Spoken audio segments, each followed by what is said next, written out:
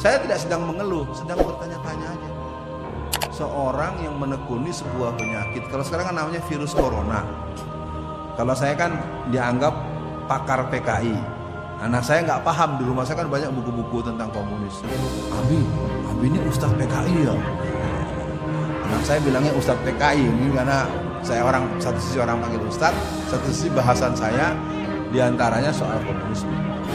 Baik, masalah kita yang pertama. Yang pertama adalah dinamika internal.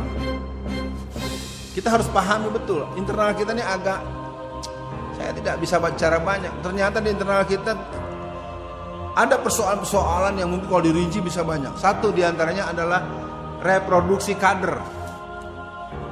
Ya. Ini imam. Ya, imamnya bacaannya bagus. Apakah imam kita rumahnya dekat masjid ini? Apakah anak dari tokoh pengurus masjid? Jangan-jangan impor. Bacanya bagus, hafal ayatnya, kita nggak nyoal. Mesti kan imamnya anak bapak gitu. Jadi kita suka membanggakan imamnya hafal Quran. Anak lo? Nah, ini bahasa Betawinya gitu. Anak kamu sendiri yang hafal Quran berapa orang? Jadi yang dibangga-banggakan imamnya hafal Quran. Anaknya sendiri? Anak bapak? Anak ibu? Ini satu situasi. Saya sering, kalau di negeri ini, kalau ada 10 orang aja seperti Ustadz Alfian negeri. Nah sekarang bapak punya anak 5. 5-5-nya nggak ada yang boleh aktif.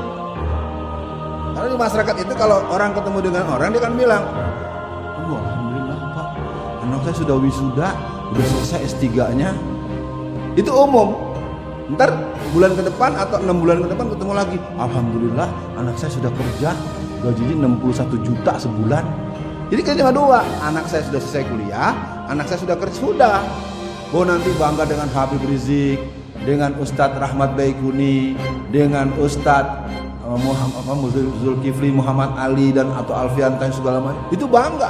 Lalu anak kita yang dicetak seperti para pejuang-pejuang itu ada di mana? Punya anak 5. Yang satu dokter, yang satu ingin jadi polisi, yang satu jadi tentara, jadi pengusaha, yang satu lagi jadi apalah? Jadi PNS, ASN. Lalu yang jadi pejuang? Saya ingin katakan masalah kita yang pertama adalah reproduksi kader-kader umat. Mereka mungkin tidak harus spesialis, tapi mungkin harus ada dalam idealisme mereka. Nah ini mudah-mudahan jadi perhatian, karena kalau kita bahas terus banyak sekali. Satu gitu. Yang kedua faktor kepemimpinan. Kepemimpinan Islam ini masih sangat sekuler. Masih ada yang bilang kalau bicara politik jangan di masjid. Yang tidak boleh di masjid itu kampanye. Pilih Alfian Tanjung nggak boleh. Pilih partai saya jangan. Tapi membicarakan bagaimana rencana jahat kelompok Cina harus diurai. Bagaimana gerakan Kristen dengan 5 satuannya yang namanya Brigade Yesus, Laskar Kristus, Laskar Bunda Maria, pasukan Kelawar Hitam, pasukan Super Ninja, pasukan Paulus. Nah sekarang kena kan kemarin di Sulawesi Utara. Cuman kaget-kaget saja lihat di medsos. Ya, karena kita nggak punya siap. Kalau menurut saya itu pembahasannya sederhana. Kalau kita punya kondisi yang tersiapkan, ada yang begitu selesaikan dulu. Ya, jadi yang lain jadi nggak semena. Pilkada 23 September 2020, pilkada serentak. Ini 90%, hampir 80-90% itu calonnya polisi aktif. Anda jangan menganggap Ustadz jangan ngomong politik. Saya bukan ngomong politik, saya ngomong komunis. Di semua negara ketika terjadi politisasi maka komunis sedang bangkit.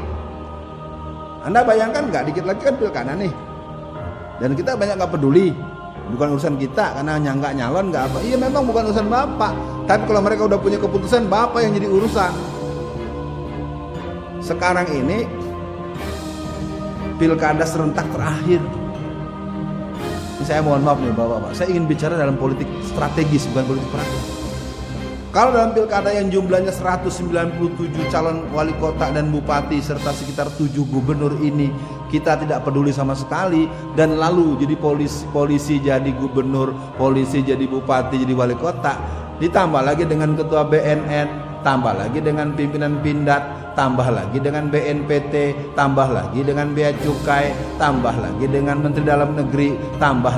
Anda bayangkan nggak di negara sedang mengurus, nanti tahun 2024 akan berkibar partai berlambang palu arit. Ini sedang berjalan, dan saya nyatakan selama ini nggak ada yang mereka. Saya tahu kok teman-teman polisi yang dampingi saya selama saya di sidang. Ustadz, masalahnya nggak ada yang bisa ngebantah Ustadz. Itu aja, terus terang aja mah kalau mau tahu. Kasus saya dua-duanya bebas. Kasus pertama yang di Surabaya itu eksepsi diterima. Kalau ada bapak di sini yang sarjana hukum, proses hukum apabila orang dipanggil, lalu dipanggilkan saksi pelapor, kemudian ada sidang pembacaan tuntutan, pembacaan pledoi, dan dinyatakan pledoi saya diterima, eksepsi diterima, dan sidang kan selesai Pak, tetap saja jalan terus. Kasus yang kedua, jelas bahwa setelah melalui rangkaian persidangan, saudara Alfian Tanjung dinyatakan tidak berkesesuaian dengan pasal yang disangkakan. Ayat 2, barang siapa orang yang menyampaikan suatu hal yang berhubungan dengan kebaikan bangsa dan negara, kebaikan masyarakat umum, tidak termasuk kriminal. Maka dengan ini saudara Alfian Tanjung dinyatakan bebas. Dua-dua kasus bebas, tapi vonisnya 4 tahun. Saya bukan sedang mengeluh, tapi ini sangat keterlaluan. Bapak tahu nggak tuntutannya, atau anjurannya, atau perintahnya dari Raja Indonesia? 8 tahun. Jadi ketika saya ketemu Habib Rizik Desember tanggal 23 di Mekah, saya cerita dengan beliau, Ustadz, tahu nggak katanya, antum itu instruksinya adalah 8 tahun. Instruksi 8 tahun. Sidang pertama eksepsi diterima, sidang kedua pasalnya tertolak, vonis 4 tahun coba.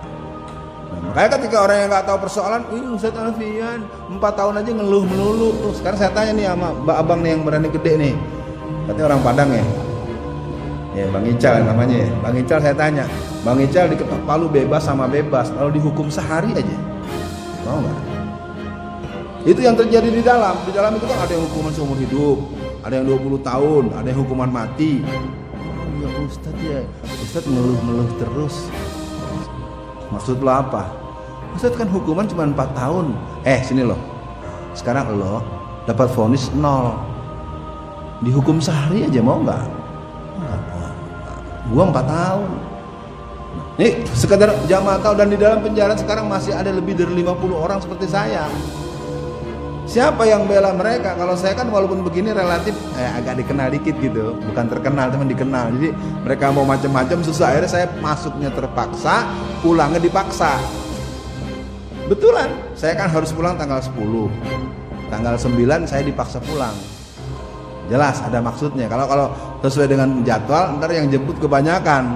Banyak wartawan wawancara, bocor semua. Ya udah, daripada bocor saya datangnya diumpetin, pulangnya diumpetin. Itulah negeri kita, negara kepolisian republik.